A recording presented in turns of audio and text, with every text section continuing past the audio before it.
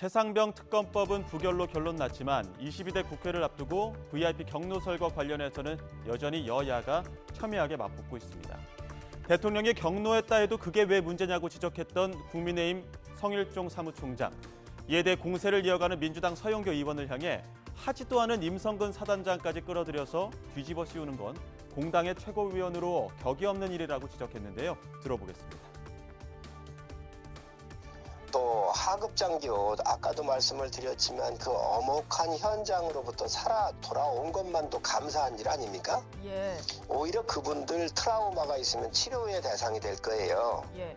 그런데 명령을 받아서 수행했던 사람을 벌주라고 하는 거에 대해서는 분명히 문제가 있잖아요. 앞으로 그러면 군 최고 통수권자로부터 군 통수권자인데 누가 작전을 명받아서 수행을 하겠습니까? 그러니까 그 부분에 대해서 대통령이 제가 또 경로했다고도 안 했습니다. 경로했다고 한다고 하더라도 예. 그게 뭐가 문제가 되느냐 이렇게 얘기한 거지요. 예. 그런데 이 서영교 의원 같은 경우는 제가 얘기하지도 않은 임성근 사단장을 끌어들여가지고 뭐 얘기를 하고 또다시 뒤집어 씌우기를 하던데 제가 하지도 않은 임성근 사단장까지 끌어들여가지고 얘기하는 것은 참 격이 없는 일입니다.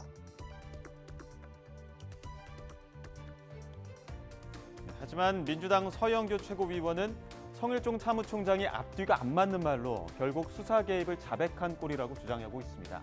대통령이 경로한 포인트는 하급 간부가 아니라 임성근 사단장 처벌 부분이었다고 반박했는데요. 이어서 들어보겠습니다. 국힘당 사무총장은 뭐라고 했냐면 하급 간부를 그렇게 수사 대상으로 만드는 것에 대해서 예. 하급 간부까지 그렇게 해도 되느냐라고 질책한 거다. 이렇게 말이 다른 거고요. 예. 이 말은 앞뒤가 안 맞는 말입니다. 그러니까 성일종 사무총장이 그 말을 함으로써 그러니까 경로했고 질책한 게 나왔네. 수사 과정에 개입해서 그러니까 성일종 사무총장은 수사에 질책했다고 나온 거거든요. 예. 그러니까 이게 수사에 개입했다는 걸 자백한 꼴이네 이렇게 된 거죠. 그런데 실제로는 이제 하급 간부가 연루된 것에 대해서 질책한 것이 아니라 임성근 사단장이 그 피의자로 되어 있다가 빠져나가게 되지 않습니까? 네. 그리고 이제 경로의 이야기는 이런 일로 사단장까지 처벌하면 누가 사단장 하겠어? 라고 경로했다고 초기 얘기부터 나왔던 거거든요. 이탈표가 최대 2자릿수도 나올 수 있을 것이다. 여러 예측들이 있었지만 결국 최상병 특검법은 이탈표 없이 부결 처리됐죠. 오히려 야당에서 이탈표가 나왔을 거라는 해석까지 나오는 가운데 개혁신당 천하람 원내대표는 국민의힘을 강하게 비판했습니다. 이재명 대표의 사당화라고 비판할 자격이 없다며 대통령 종속 정치가 더욱 심각하다고 날을 세웠습니다. 이제 국민의힘은 더불어민주당 보고 이재명 대표 보고 사당화라고 비판할 자격이 전혀 없습니다. 그렇게 이재명 대표가 사당화한다라고 하는 더불어민주당도 이번에 의장 선거에서 추미애 후보가 떨어지고 또 지난번에 이재명 대표 체포동의안 무기명 표결에서